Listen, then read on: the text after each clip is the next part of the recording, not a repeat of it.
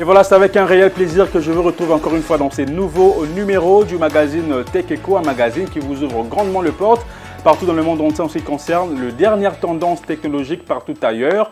Comme à l'accoutumée, nous allons prendre la première rubrique, les dernières tendances. Découvrez un clavier futuriste qui réponse complètement à la manière dont les utilisateurs interagissent avec leurs ordinateurs grâce à des touches qui se déplacent pour s'adapter à leurs besoins. Ces claviers révolutionnaires qui se distinguent par son système de 13 mobiles permet un passage fluide entre les fonctions de clavier, pavé numérique, touchpad ou même souris sans avoir à déplacer le main. Ces nouveaux claviers présentés au CES 2025 utilisent l'intelligence artificielle pour détecter les mouvements de main et adapter automatiquement la disposition de toys en conséquence. L'autokeibo est conçu pour faciliter l'utilisation et réduire le mouvement de main, en particulier pour les personnes ayant des difficultés d'utilisation de la souris ou du pavé tactile, mais également aux utilisateurs recherchant un clavier plus ergonomique et polyvalent. Cette innovation en matière de conception de clavier vise à simplifier et à rendre plus ergonomique l'interaction avec l'ordinateur.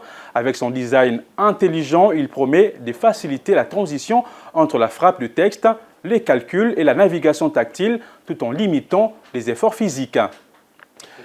L'autokeibo a été lancé au cours du premier trimestre 2025 au prix conséquent de 699 $ américains. Toutefois, le clavier ne se contente plus d'être un périphérique statique, il devient un outil intelligent qui s'adapte à vos besoins en temps réel, une révolution qui pourrait redéfinir nos interactions avec nos ordinateurs. Découvrons ensemble une nouvelle bague connectée dénommée la Circular Ring 2, conçue par la société française Circular. Elle est dotée de capteurs pour surveiller divers paramètres de santé et bien-être, tels que l'activité physique, le sommeil, le taux d'oxygène dans le sang et la fréquence cardiaque. La Circular Ring 2 est équipée d'un électrocardiogramme permettant de détecter la fibrillation auriculaire, un trouble du rythme cardiaque où les oreillettes battent de manière irrégulière. L'appareil est en outre doté de capteurs de photoplétismographie supplémentaires qui permettent de surveiller les variations de flux sanguin sous la peau. Côté fonctionnalité, la Circular Ring 2 ne fait pas les choses à moitié. Dotée de capteurs améliorés, la bague permet de suivre de métriques précises comme l'électrocardiogramme et propose un algorithme validé par les autorités de santé américaines pour détecter la fibrillation auriculaire, une anomalie cardiaque. En clair, l'anneau offre des données santé en temps réel, l'histoire de rester à l'écoute de son corps. Circular promet également une analyse détaillée du sommeil pour ceux qui veulent optimiser leur nuit si une telle chose est possible. Pour accompagner ces outils santé, la marque a revu son application mobile. Elle se veut plus intuitive et pensée pour refléter le design luxueux de l'anneau tout en rendant les données plus accessibles et tactiles à exploiter. Car comme le rappelle Circular, l'enjeu n'est pas seulement de collecter les données, mais de les rendre utiles. Cette nouvelle bague Circular 2 est à la fois élégante et raffinée, fabriquée en titane. Elle ne pèse que 2 grammes, offrant un équilibre inégalé entre résistance et légèreté pour un confort tout au long de la journée. Côté autonomie, l'anneau tient jusqu'à 8 jours avec un suivi santé actif 24 heures sur 7. Il est également livré avec un socle de recharge sans fil, histoire de ne jamais être pris au dépourvu. Toutefois, le prix de cet anneau connecté est estimé à 380 $ américains.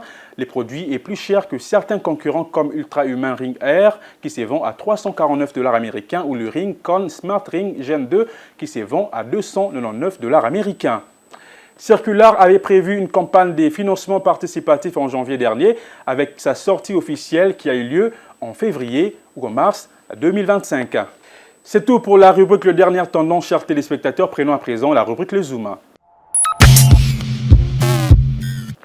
Parlons cette fois-ci de la 8e édition de Demotech, une compétition des solutions technologiques organisée par l'ISIPA qui s'est tenue au Fleuve Congo Hotel les jeudis derniers à Kinshasa. Cette édition avait pour thème MedTech, l'innovation dans l'amélioration de la santé humaine par la technologie, mettant en avant des startups et entreprises proposant des solutions technologiques pour le secteur de la santé.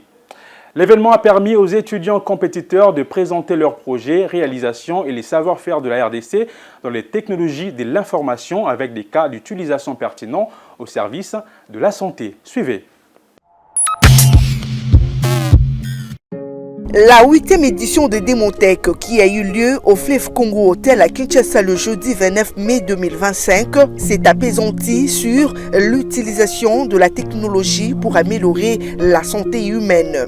Cette compétition axée sur les solutions technologiques a permis la mise en lumière des innovations numériques congolaises dans ces domaines avec de startups et des entreprises présentées. Organisée par l'Institut supérieur d'information, programmation et analyse ISIPA, cet événement a été l'occasion de montrer les réalisations et les savoir-faire de la République démocratique du Congo en matière de technologies de l'information en mettant en avant des solutions technologiques pour le secteur de la santé. Les participants ont pu découvrir deux cas d'utilisation concrets et des applications concrètes de la technologie au service de la santé. Prenant la parole lors de cette cérémonie, le directeur général de l'ISIPA a exprimé son satisfait et a souligné la place incontournable de l'information dans la société actuelle. Il a également exprimé sa gratitude envers les autorités politiques, économiques ainsi qu'à tous les partenaires qui accompagnent l'ISIPA dans sa mission d'excellence telle que Transacademia, Africell et tant d'autres. En tant que DG, je suis un DG ravi, comblé et rassuré parce que nous ne sommes pas seuls. Il y a des partenaires qui nous accompagnent. Donc il y a Télé50, il y a Huawei, il y a Transacademia, vous avez entendu les DG, et il y a aussi Okash, Robank et d'autres qui maintenant ne sont pas là. Mais ils nous soutiennent, ils ont mis les moyens, et non seulement les moyens, ils sont là, au niveau de jury aussi. Donc c'est vraiment une fierté pour nous et c'est un encouragement. Donc nous aurons demain, je ne sais pas, hier c'était Green Tech, la technologie au service de l'environnement. Aujourd'hui c'est MedTech, la technologie pour la médecine et la santé. Vous avez entendu l'explication du président du jury. De son côté, le chef de travaux du dit institut a souligné l'objectif et la particularité de cette 8e édition. La présentation des solutions technologiques. Le monde aujourd'hui présente beaucoup de problèmes dans beaucoup de domaines et nous, étant informaticiens, nous apportons des solutions. Nous voulons apporter des solutions au monde, mais en passant et en utilisant la technologie. Alors nous avons boosté les étudiants pour que ces étudiants sortent des innovations par rapport aux problèmes réels posés dans la société actuelle.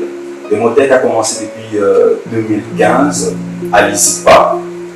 Au départ, c'était seulement pour les étudiants de l'ISIPA, mais après, nous l'avons étendu pour tous les autres étudiants. Aujourd'hui, Démotech est une grande compétition pour pas seulement les étudiants de l'ISIPA, mais aussi d'autres universités et instituts supérieurs du Congo, parce que nous recevons des candidatures pour cette année. D'ailleurs, nous avons reçu des candidatures même des étudiants de l'intérieur du pays.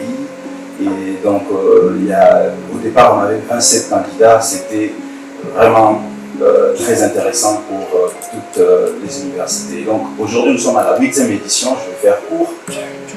Et la thématique pour cette année, pour la 8e édition, c'est la MedTech.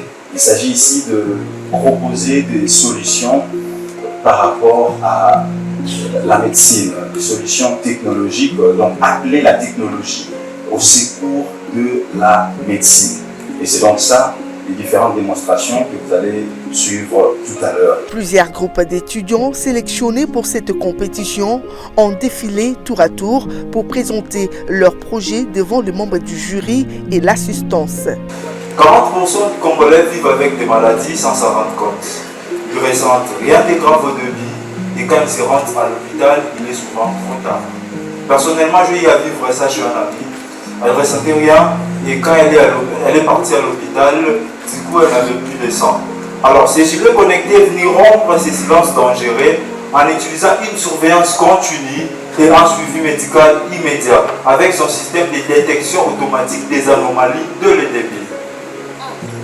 En deuxième lieu, nous parlerons de la réduction des coûts de santé. Ces gilets connectés permettent aux patients de réduire les frais liés aux consultations répétées. Grâce à son système de détection des anomalies automatiques, les gilets remplacent les diagnostics de base que l'on fait souvent à l'hôpital. Donc, une fois que l'on a les gilets, il n'est plus nécessaire de payer à chaque alerte, car la consultation se fait en continu. Notre gilet est innovant avec les 4 fonctionnalités clés. En première position, nous parlerons de la surveillance du paramètre vitaux de patients en temps réel. Alors, comment ça se passe?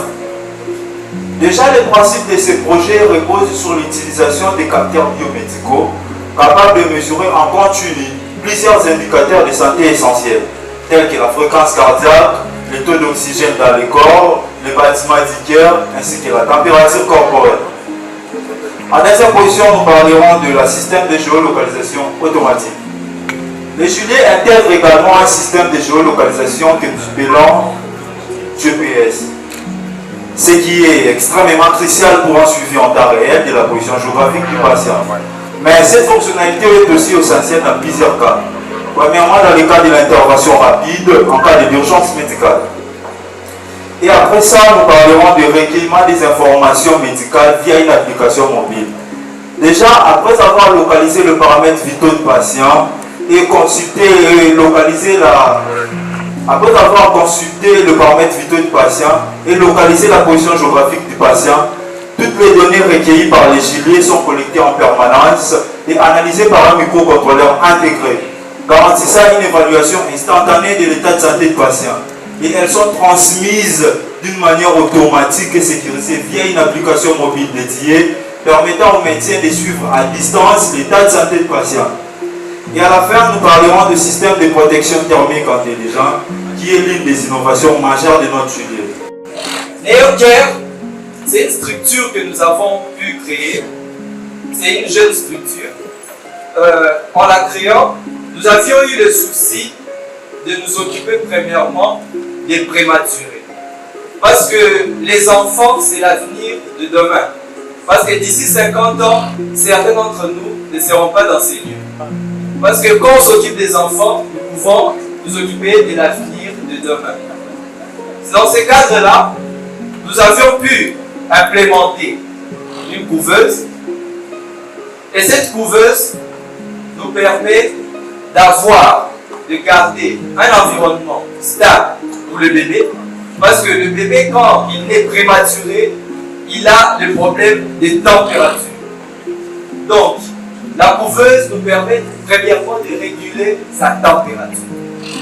Et le bébé, il aura encore le problème de l'humidité. C'est comme ça que notre couveuse nous permet de procurer l'humidité nécessaire au bébé pour qu'il puisse mieux évoluer. Et nous ne nous arrêtons pas là. Nous avions mis en place une application qui permet d'avoir le suivi en temps réel de l'évolution du bébé. Parce que nous devons savoir où on en est. On ne peut pas laisser le bébé juste là et avoir des approximations. Parce que la santé n'a pas de prix. Nous devons être sûrs de ce que nous faisons. C'est comme ça la plateforme qui nous aide à visualiser les données, les télémétries. Ça va permettre à favoriser le télétravail. Parce que ça sera connecté dans le réseau par rapport à la couveuse. Ça pourra récolter des informations de la couveuse en temps réel et nous les retranscrire en temps réel. Et nous ne nous arrêtons pas là. Nous avions mis en place une base de données qui permet de stocker en temps réel les données de la couveuse. En les stockant, ils ne s'arrêtent pas toujours à ce niveau-là. Nous les retranscrivons vers notre application pour pouvoir avoir les statistiques correctes de l'évolution du bébé. Alors, notre projet s'intitule Poubelula. Poubelula, c'est dans notre langue nationale du Congo. Poubelula veut dire guérison, soit les soins. Il y a un dispositif qui est là à côté, s'appelle Ma Vie. Ma Vie veut dire la santé, c'est-à-dire la guérison des soins de santé. C'est ça ce que nous voulons proposer. Alors, ces projets innovants visent à diagnostiquer, à examiner et à prévenir des maladies tout en proposant des traitements sur mesure pour chaque individu. Nous disons ça, c'est une merveille à garder pour la République et pour le monde entier. Parce qu'aujourd'hui, nous faisons face à un problème majeur qui est le diagnostic avec précision. Vous arrivez à l'hôpital, le médecin va vous diagnostiquer et il fait la prescription médicale qui n'est pas parfois bonne. Avec notre projet, il est intéressant de voir qu'aujourd'hui vous vous présentez devant une machine, vous soumettez vos symptômes et la machine propose un traitement adaptable pour chaque individu. C'est-à-dire ça c'est une grâce. Ça produit quand même pour la République et pour le monde entier. Ce sont des choses qui n'ont jamais été faites avant par d'autres entreprises, mais nous nous présentons avec cette solution pour proposer à l'Institut national de recherche et au programme national de lutte contre le paludisme. Aujourd'hui, grâce à notre technologie, il y a le paradis scannage. Nous avons les techniciens de laboratoire qui sont là avec moi, ils viennent fraîchement de l'hôpital, ils savent de quoi nous parlons. À l'hôpital, nous utilisons des microscopes optiques, ce qui détruit les yeux ou la lecture longuement. C'est-à-dire qu'aujourd'hui, nous allons présenter un microscope numérique qui permet de scanner les échantillons afin de prédire les maladies et proposer des traitements sur mesure grâce à notre système intégré. Sur plus de 7 projets sélectionnés, 3 ont été primés après décision du jury. Il s'est de noter que l'objectif principal des démothèques était de promouvoir l'innovation et de connecter les acteurs de l'écosystème numérique de la République démocratique du Congo avec des investisseurs et des partenaires potentiels.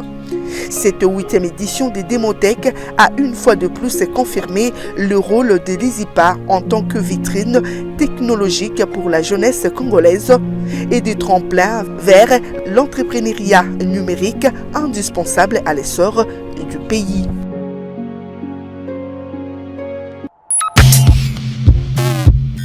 Et voilà, c'est par cette rubrique que nous bouclons complètement ces magazines Tech Eco. Chers téléspectateurs, merci de l'avoir suivi. Un grand merci à Joe Manana côté caméra et un grand merci également à Rabi Samangwa côté montage. Retrouvez-moi prochainement avec le même plaisir, avec de nouvelles tendances technologiques partout dans le monde entier. Au revoir.